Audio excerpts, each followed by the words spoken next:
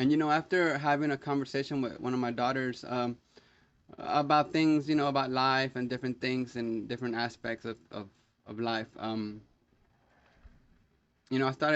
started really trying to focus in on what it is, what's the reason that I do this? Like, why did I choose to do this?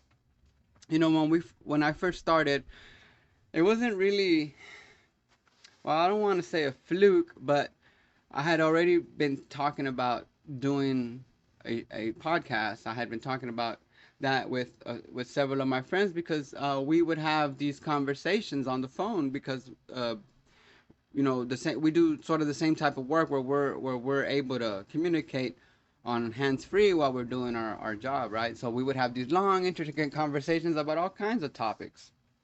Um, about history or science or politics or whatever. It would revolve around all kinds of stuff. And so I had already been thinking about this for a couple of years. Um, and when I when I first said let me do this, for those of you who have heard the first episodes, like early on, they were rough. Like, I would advise you not to go listen to them.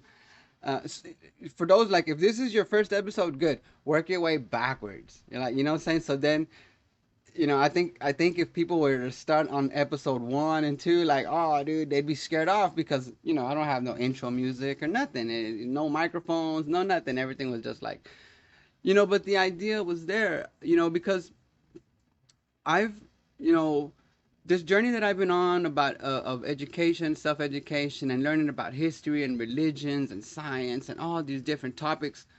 This has been a journey of 10 years, 12 years, books that I've read and audiobooks and like all these things. It's an accumulation of all this information that I've gathered over, 10-year period, let's say. And like I've been so changed and so blown away by all of the stuff that I've been able to find. Now, mainly what I would say is that we do here is philosophy. We're philosophers. We think things through. Whether we're looking at religion, whether we're looking at science or politics, whatever, we want to think things through. We want to look at history to get examples of things that we're looking at. If it's happened before, we want to see cycles.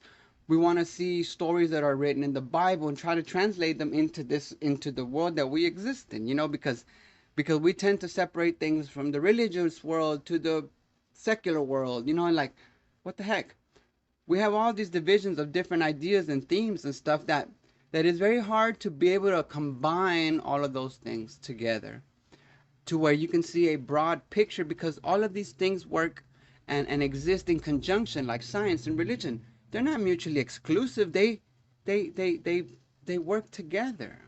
It is we, right? It is me, the religious person or the scientific minded person who says, no, uh, you know, this is correct, science is correct, God is fake. And then it's the religious aspect in a person who says, no, God is real, science is fake, and whatever. But see, that division comes from within us, from us humans, from our understanding, or better yet, lack of understanding. Because if we understood, we would say, no, they're speaking of the same thing, but in different terminologies. Because when people started talking about this thing that we call God, that was pre-science, right? So they're talking about God or Yahweh, whatever, and or the gods of old, right? Whatever these gods, whatever. Pre-science, pre-fusion, and pre-laws of whatever, right? So the language is different when they speak of the same thing, you know? This is Thesis.